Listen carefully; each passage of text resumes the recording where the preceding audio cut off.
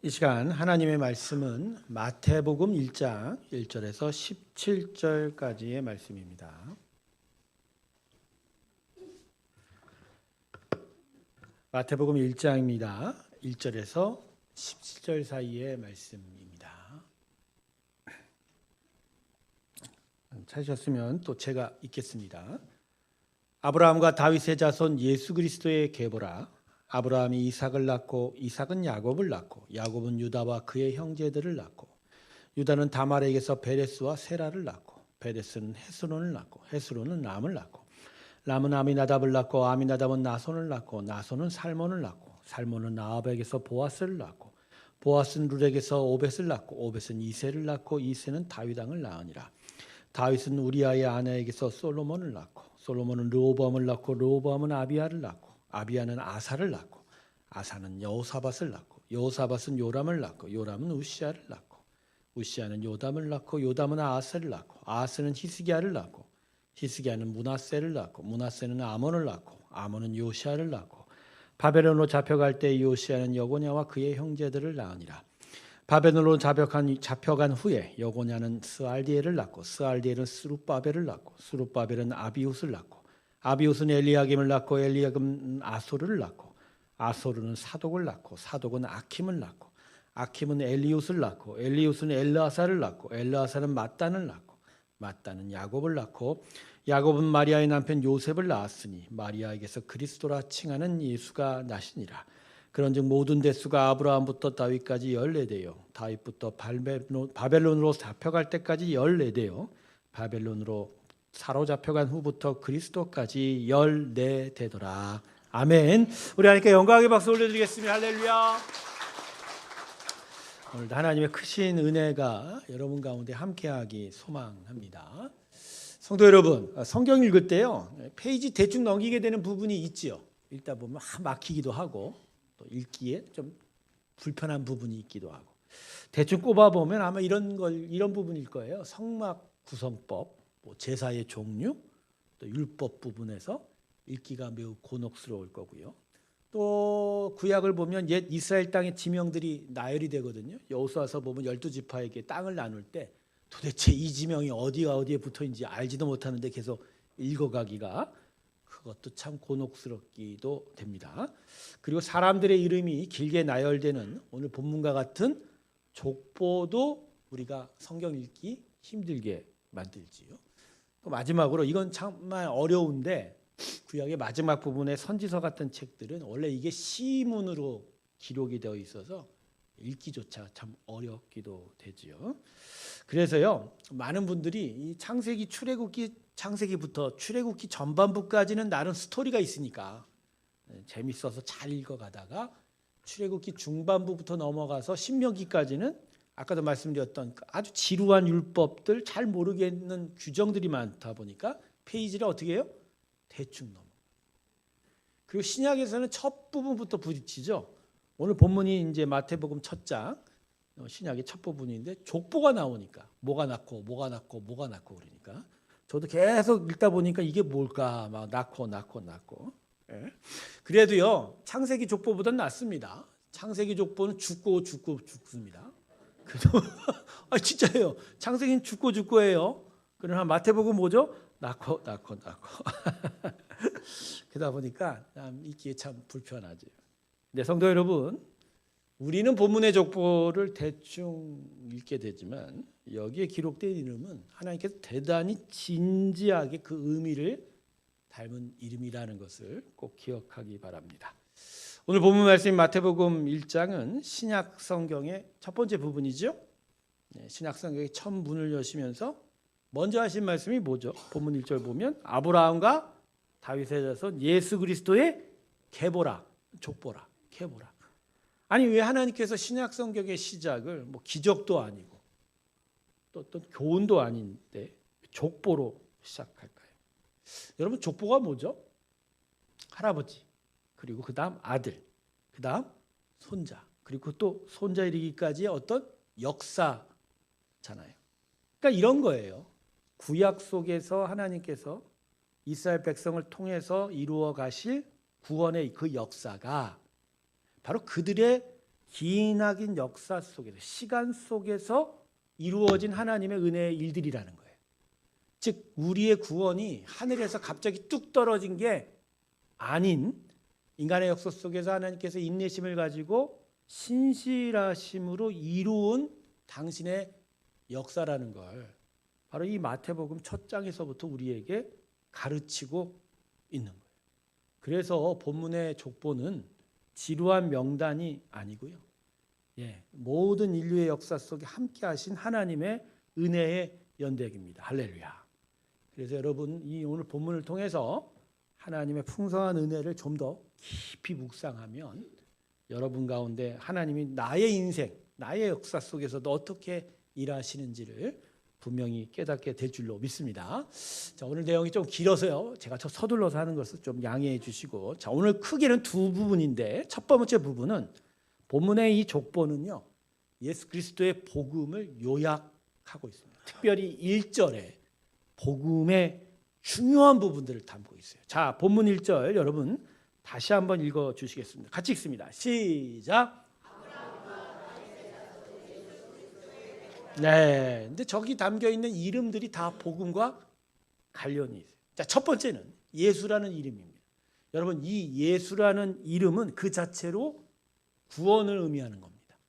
자, 여러분 예수라는 이름은요, 여호와는 구원이시다라는 이와 비슷한 이름들이 뭐 구약의 여호수아, 호세아 선지자, 뭐 예수아라는 사람들 다 이게 여호와는 구원이시다라는 중요한 어근을 중심으로 파생된 단어들이거든요. 그러니까 하나님께서 당신의 아들 예수를 이 땅에 보내시면서 그 이름을 통해서 세상에 전하는 거예요. 나는 구원 베풀기를 원한다는 거죠. 나는 이 아들을 통해서 너희들을 구원하기를 그렇게 원한다는 거예요. 그래서 여러분 예수는요, 이 예수는 하나님의 구원의 약속입니다. 예수란 이름 자체가 십자가에서 당신의 구원의 역사를 일으킬 이기도 하지만 그 이름으로 하나님은 세상에 약속하시는 거예요. 예수 이름이 선포되는 즉 하나님은 당신의 사랑하는 영혼들을 구원하시기 원합니다. 할렐루야. 자, 두 번째 아브라함의 자손이라는 단어가 있죠. 1절을 보면 자, 이 아브라함의 자손은 약속의 성취를 의미합니다. 자, 구원의 역사의 시작은 창세기 12장부터죠. 하나님께서 아브라함 부르십니다. 근데 아브라함 부르실 때 하나님께서 아브라함에게 주신 약속의 말씀이 있어요. 뭐라고 하시죠? 너로 말미암아 땅의 모든 족속이 복을 얻으리라. 자, 그런데 여러분 아브라함을 통해서 땅의 모든 족속이 복을 얻었습니까? 여기서 말하는 너가 아브라함을 가리킬까요? 여러분 아브라함 인생 때 어떠한 가나안 땅의 어떠한 일도 복이 임하지 않았어요. 아브라함은 여전히 객이었고 그 땅의 이방 족속들이 하나님을 믿지 않았던 상황이죠. 그러니까 너로 말미암아의 너는 사실 아브라함이 아니에요. 그럼 누구를 가리킬까요? 아브라함의 자손 예수를 가리킵니다. 그러니까 아브라함부터 장차 오실 예수로 말미암아 모든 땅에 구원의 역사가 이루어지리라. 할렐루야. 그러니까 복이 원래 하나님 주시고 싶은 복은 구원에 대한 이야기거든요. 그러니까 아브라함의 자손이라고 하는 말은 결국 하나님의 구원의 약속은 반드시 이루어진다. 그래서 여러분 예수 믿으면 반드시 구원은 이루어지게 됩니다. 할렐루야. 우리에게 구원의 이름은 오직 예수님 외에는 주신 적이 없어요. 그러니까 예수의 이름은 그 자체로 구원의 약속일 뿐만 아니라 믿으면 구원이 이루어집니다. 할렐루야. 자, 마지막으로 다윗의 자손이라는 단어가 있죠. 자, 다윗은 위대한 왕입니다만 동시에 큰 죄를 범한 왕이었어요. 그래서 사울 왕처럼 버려질 수도 있었음에도 불구하고 하나님이 다윗에게 주신 약속 때문에 다윗은 버림받지 않았어요. 근데 그 약속이 뭐죠? 내 왕위가 영원히 견고해질 것이다. 하나님은 다윗과 그의 자손들의 왕위를 지켜주신다고 약속한 것 같아요. 그런데 여러분 이 약속은요 역사 속에서는 절반만 지켜지고 절반은 지켜지지 않았어요. 가령 다윗의 죄와 실수에도 불구하고 남유다 왕국은 왕조가 변하지 않았어요. 반면에 북이스라엘 왕국은 왕조가 대여섯 개가 왔다 갔다 했습니다. 김씨 왕조, 이씨 왕조, 박씨 왕조. 그렇지만 남유다 왕국은 오직 다윗의 자손들 한 왕조로만 진행이 되죠. 하지만 끝까지 지키지 않았습니다. 하나님께서. 이스라엘의 우상 숭배와 죄 때문에 결국 어떻게 하셨죠? 남유다 왕국이 멸망했죠. 그 왕조 자체가 무너져 버리게 된 거죠. 그러니까 반은 지켜졌지만 반은 안 지켜진 거죠. 그러니까 이 내 왕위가 영원하리라는 약속은 다윗에게 준 약속이 아니에요. 그러면 누구에 대한 약속이에요? 그렇죠. 예수님은 이 땅에 오신 평화의 왕이십니다. 공의의 왕이십니다. 하나님이 대신 다스리라고 하는 주권자이세요. 그러니까 예수로 말미암아 그 복음의 역사로 말미암아 이 땅에 하나님의 나라가 세워지고 그 하나님의 나라의 선한 통치와 평화는 영원토록 함께할 것이다. 할렐루야. 자, 우리가 예수 그리스도 은혜 안에서 지금 하나님의 나라의 통치를 믿는 거잖아요. 하나님 살아계시고 하나님 오늘도 선하게 다스리시고 오늘도 하나님은 죄악을 물리치실 것이다. 할렐루야. 근데 이 왕위가 이 왕조 이 통치가 중단되지 않는다는 거예요. 끝까지 하나님께서 이루실 것이다. 결국 마지막엔 최후 승리를 이루어 신천지라고 하는 이상한 단어지만 새하늘 새 땅이 이루어져요. 그러니까 여러분 예수 믿으면 하나님의 나라가 임할 뿐만 아니라 그 나라는 영원토록 이루어지게 됩니다. 그래서 여러분 아무리 절망할 수밖에 없는 상황과 환경이라도요, 우리에게는 절망은 허용되지 않은 거예요. 결국 하나님은 이기시네요. 그러니까 예수 믿으면 결국 하나님의 나라의 통치가 온전히 이루어지게 된다. 할렐루야. 자, 그러니까 여러분 오늘 이 본문의 족보가 단순한 이름의 나열이 아닌 거예요. 우리를 향한 구원의 약속이 있고 우리를 향한 구원의 약속은 반드시 지켜진다라는 것을 분명히 말씀하고 있고 우리에게 임한 하나님의 나라의 통치는 영원히 승리할 것이다. 할렐루야. 그러니까 마태복음 1장부터 이미 복음의 승리를 선포하고 있는 거예요. 여러분 하나님은 반드시 이기십니다. 그분의 나라는 영원토록 함께 하십니다. 예수 믿으면 온전한 구원을 얻게 될 줄로 믿습니다. 이게 오늘 본문이 주는 첫 번째 교훈이다. 자, 두 번째 교훈은 이 은혜의 연대기라는 거예요. 개인 이력서가 아닌 은혜의 연대기. 자, 성도 여러분 중에 뭐 이력서 자주 쓰시는 분도 많으실 것 같은데 보통 이력서 쓰면 어떤 부분에 강조해서 씁니까? 이력서 쓰면. 저도 이력서 좀 많이 써봤는데 이력서도 이쁘게 쓰는 법이 있어요. 멋있게 쓰면 보는 사람들이 여기 혹하게 되기도 하죠. 근데 이력서 쓰는 가장 중요한 초점은 뭔지 아십니까? 강점, 장점은 드러내되 실수는 웬간하면 감추는 거예요. 이제까지 이루었던 스펙들, 성취한 성공의 일들은 기록을 하는데 가장 중요한 건 뭐죠? 안 좋은 건 최대한 인사 담당자들이 이력서를 통해서 뭘 알려고 그래요? 잘하는 건 뻔하니까 못하는 거 드러내고 싶은 거예요. 그런데 오늘 본문의 마태복음의 이 족보는 다릅니다. 보통 족보라고 하면 이 이력서와 똑같이 조상들의 잘난 모습 보여주지 않습니다. 저희 집에도 최씨 집안, 전주 최씨 인천공파의 족보가 5건 있어요. 5건 있는데 보면 중요한 사람들 이름을 발췌해 갖고 뭐 대호군이었던지 뭐가였던지 옛날 고려시대 문화신령이었던지 뭐 그렇게 이름을 정하더라고요. 그래서 그 가진 벼슬로 팔을 만들기도 하고 막 그러더라고요. 그러니까 잘못된 일들은 웬간하면 감추더라고요. 근데 사실 있잖아요. 조선 후기 시대에 다 양반 족보들 돈으로 샀다는 얘기가 많지 않습니까? 우리가 갖고 있는 족보의 한 7, 80%는 뭐라고요? 산 거예요.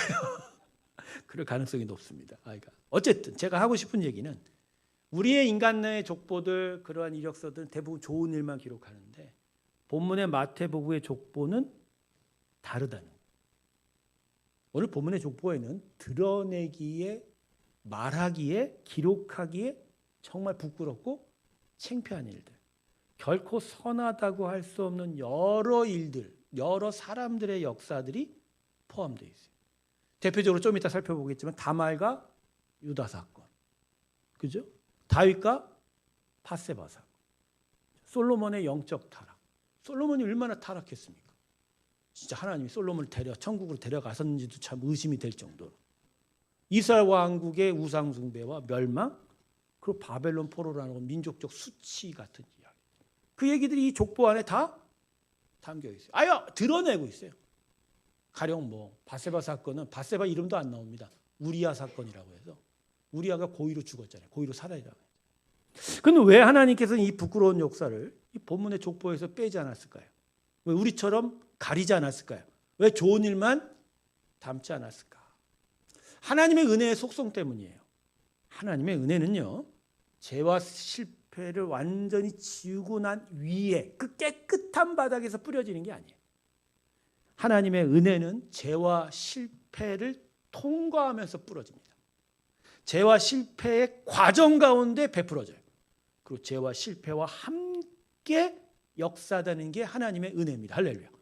그래서 여러분, 죄가 있는 곳에 은혜가 더하다는 말이 이게 바로 이런 말이에요.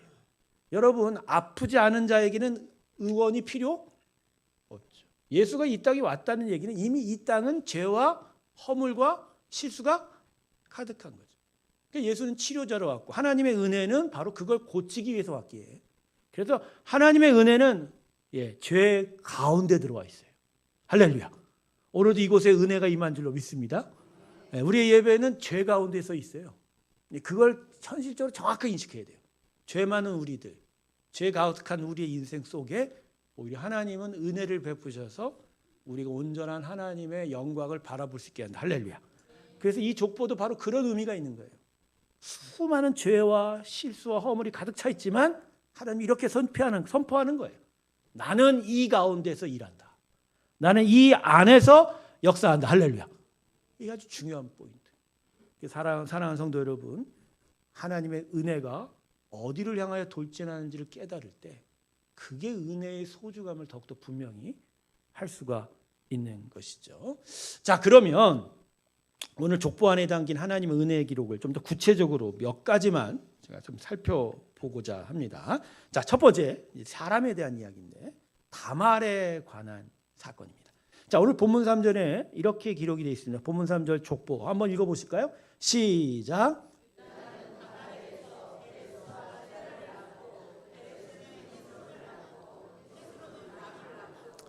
자, 이 본문에 등장하는 첫 번째는 유다와 다말은 결코 정상적인 관계가 아닙니다. 왜 아니죠? 며느리. 유다가 시아버지고 다말이 며느리입니다. 자, 이제부터 제가 좀 얘기를 좀 해드릴게요. 유다가 야곱의 넷째 아들이 유다고, 유다가 아들이 3명이었어요. 첫째가 엘, 둘째가 오난, 셋째가 셀라입니다. 유다는 첫째 엘의 아내로 다말이라는 이방 여인을 택해서 며느리 삼습니다. 그런데 장남이 건강하지 못해서 곧 죽었어요. 그래서 유다가 첫째 며느리 다말을 누구한테 줍니까? 둘째 아들 오난한테 주는 거예요. 여기에 좀 이상하게 느끼는데 형사치수법이라는 제도가 이스라엘 민족 가운데 있어요. 옛날 고대 근동이라는 지방에는 생존의 위기, 생계 위기 앞에서 쉽게 전쟁이 나고 전투가 나고 기근으로 죽어가는 상황 속에서 한 가정을 지켜내기 위해서, 그래서 한 형제가 죽으면 그 아내와 그 자녀들을 그 다음 형이 인수하는 거예요. 인수해서 같이 보살펴 주는 거예요. 자, 그런 게 이제 이때 이제 문화의 특성인데, 그래서 유다가 큰 며느리 다말을 누구한테 줬죠? 형이 죽으니까 둘째 오난. 근데 이 오난이 문제가 있는 거예요. 오난이 형수 다말하고 이제 취침해서 애를 낳잖아요. 그러면 그 애가 누구 자식이 되는 줄 아세요? 오난의 자식이 아니라 형의 자식이 돼요. 그래서 오난이 그걸 꺼려한 거예요. 같이 자려고 안 하고 같이 자도 임신을 안 시키려고 한 거예요. 하나님 어떻게 하셨을까요? 이게 이 창세기 보면 창세기 38장 하나님이 오난을 죽이십니다. 이게 왜 이런 의미일까? 좀 이따 설명드릴게요. 그래갖고 이제 큰 놈 죽고 둘째 죽었어요. 그럼 다말은 이제 유다의 남은 아들이 있잖아요. 누구요? 셋째? 셀라. 근데 유다가 겁이 난 거예요. 이렇게 하다가 큰 놈 죽고 둘째 놈 죽고 마지막도 죽을 것 같아. 그래서 다말에게 셋째 아들 주기를 거부합니다. 오히려 다말을 친정으로 보내버려요. 넌 거기 가서 살아라. 나는 내 아들 지키겠다.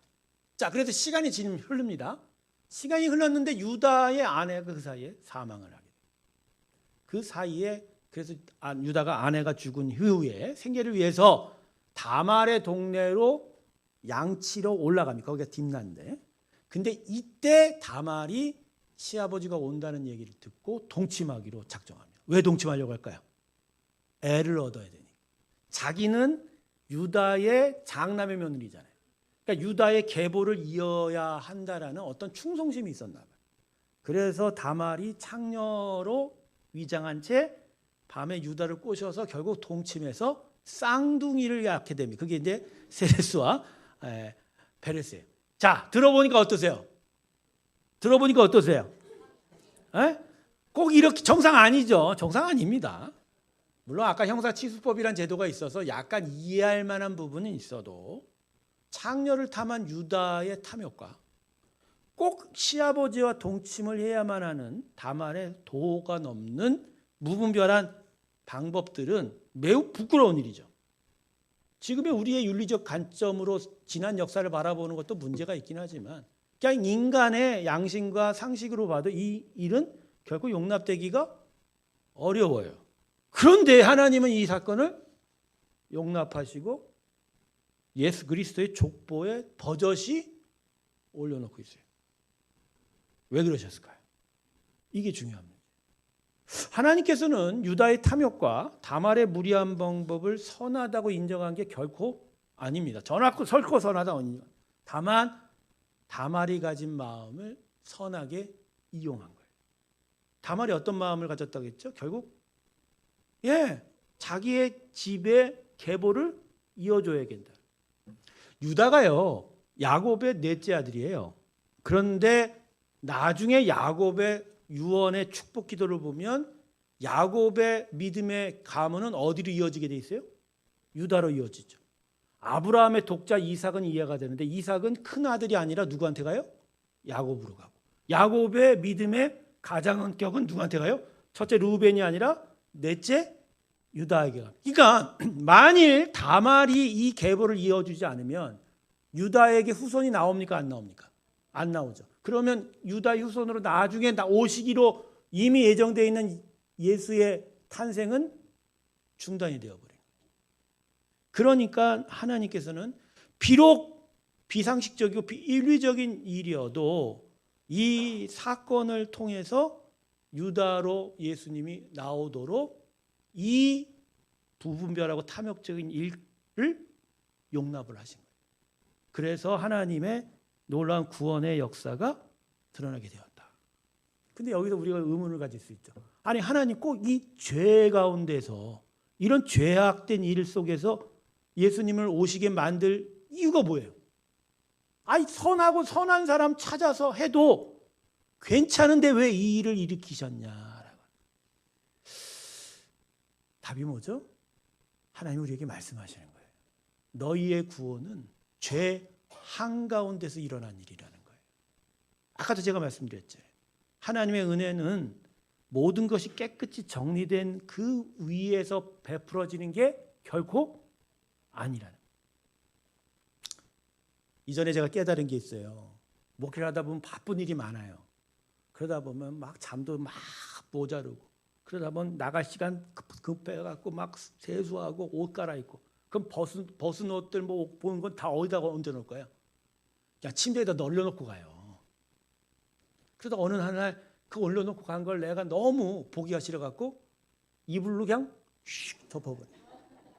그때 아주 깔끔해 보이잖아.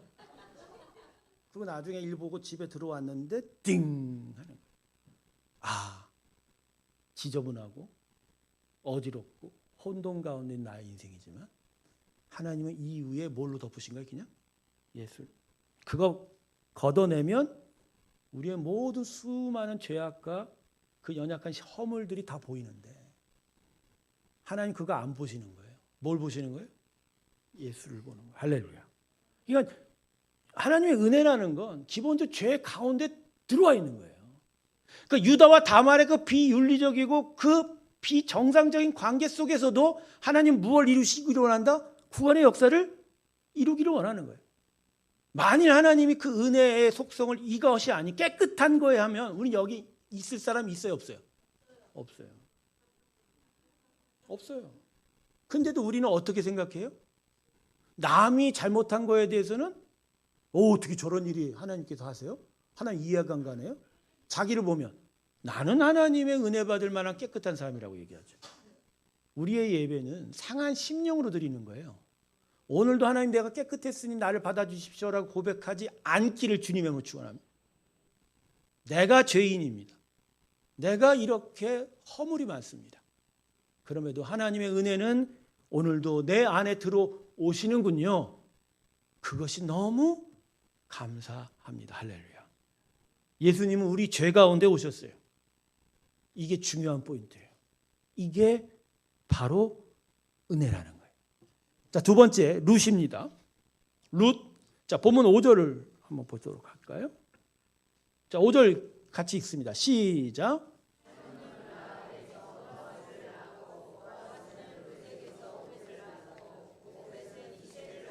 자, 여기서 라합은 누구죠?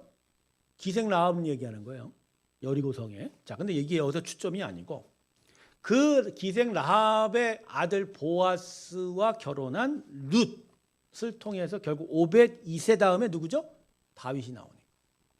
근데 이 본문의 보아스와 룻도 보통 상황에서는 이루어질 수 있는 관계가 아닙니다. 룻의 이야기는 사실 그의 시어머니 나오미부터 시작이 되죠. 자, 베들레헴이 기근이 찾아왔습니다. 심각한 기근이었나 봐요.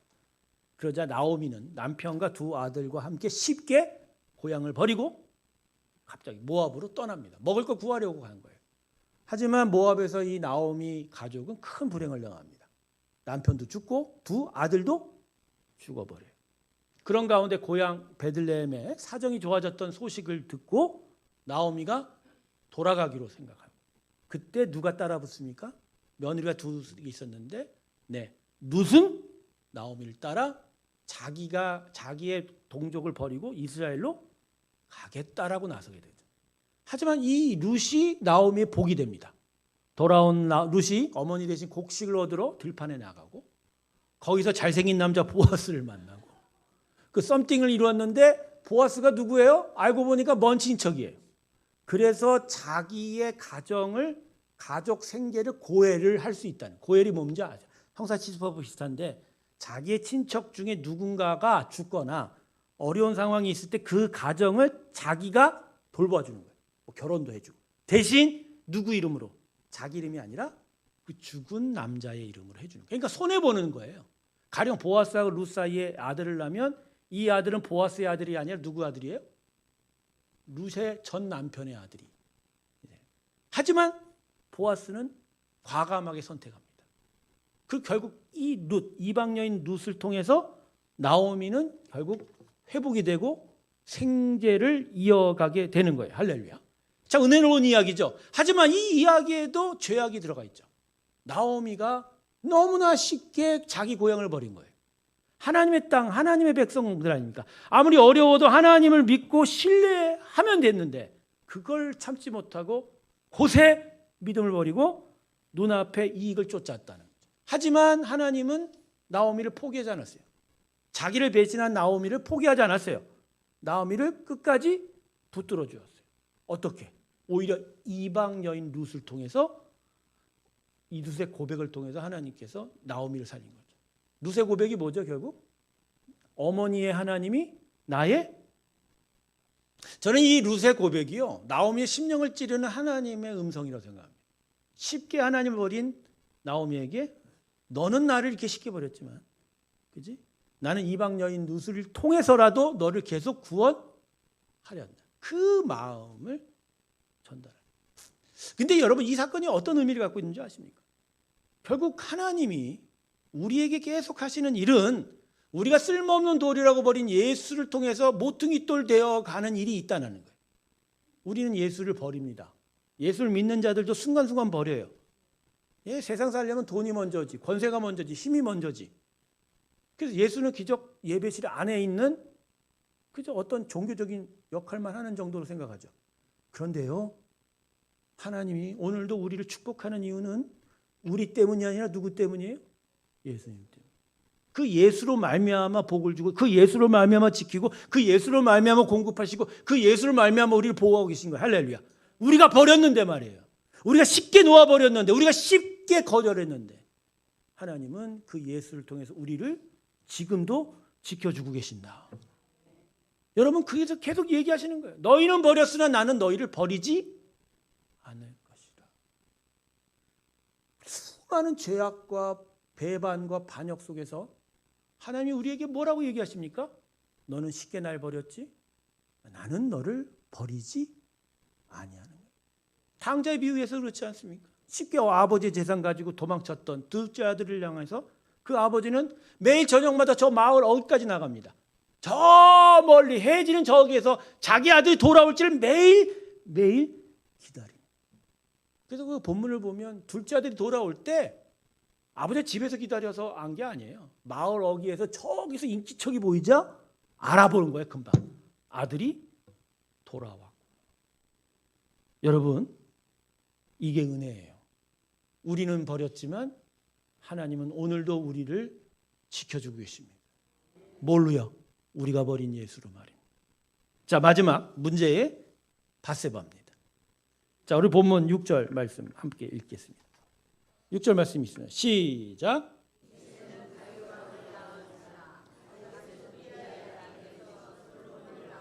네, 자, 이 기록에서 우리가 유의해야 될 것은 분명히 다윗과 가늠한 자의 이름은 우리가 유명하게 잘 압니다. 누구죠, 이름이? 근데 밧세바라고 기록 안 하고 있다는 거예요. 뭐라고 기록하고 있어요? 우리아. 왜 우리아의 아내라고 기록하고 있죠? 여러분, 이건 하나님이 초점이 다윗과 밧세바의 간음이 아니라 다윗이 우리아를 죽인 사건이 있다는 거예요. 그렇다고 간음을 하나님이 인정하시나요? 그건 아니에요. 인정을 했다라는 얘기가 아니에요. 고의로 우리아를 죽인 것을 더 크고 심각하게 보시는 거예요. 뭐 워낙 얘기 다 하니까 뭐 중간 얘기 다 생략할게요. 밧세바도 참 유혹을 많이 한 여인입니다. 문제는 왜 다윗이 고의로 우리아를 죽였음에도 이 심각한 죄에도 불구하고 오히려 다윗과 밧세바 사이에서 낳은 아들 솔로몬을 하나님이 택하시고 왕을 삼으실 뿐만 아니라 솔로몬의 손으로 뭐가 지어져요? 성전이 지어져요. 하나님의 영광이 나타난다. 저는 사실 이 부분이 처음에 신학 공부하고 성경 볼 때 대단히 마음에 걸렸어요. 지금도 사실 걸려요. 걸리고 있었어요. 뭐 간음이야 성경에 워낙 많이 등장하는 사건이고 하나님의 용납과 은혜가 익숙한데 이거는 다르잖아요. 조금 죄질이 달라요. 고의로 살인한 거잖아요. 그러니까 이런 고의로 살인한 사건 위에 이 사건 위에서 태어난 생명이 어떻게 예수의 족보를 이어가는지 도무지 납득이 안 가요. 그리고 그 사람이 그 솔로몬이 보통 일을 한 것도 아니죠. 성전을 세웠어요. 하나님의 영광이 나타나. 하나님께 제가 그랬어요. 하나님 이게 뭡니까? 간음도 용서하기 힘든데 살인 사건이라뇨. 여기서 어떻게 예수님이 태어나고 어떻게 여기서 구원의 역사가 나타납니까? 근데 예수님의 십자가 사건의 의미를 다시 깨달으면서 전 이 사건이 이해가 되었습니다. 그게 뭐냐면 내가 십자가 예수를 죽였거든요. 유대인이 죽인 게 아니고 제가 죽였어요. 바리새인이 죽인 게 아니라 내가 예수를 죽인 거예요. 실수로 죽인 게 아니라 내가 내 마음 다해서 예수를 십자가에 죽인 거예요.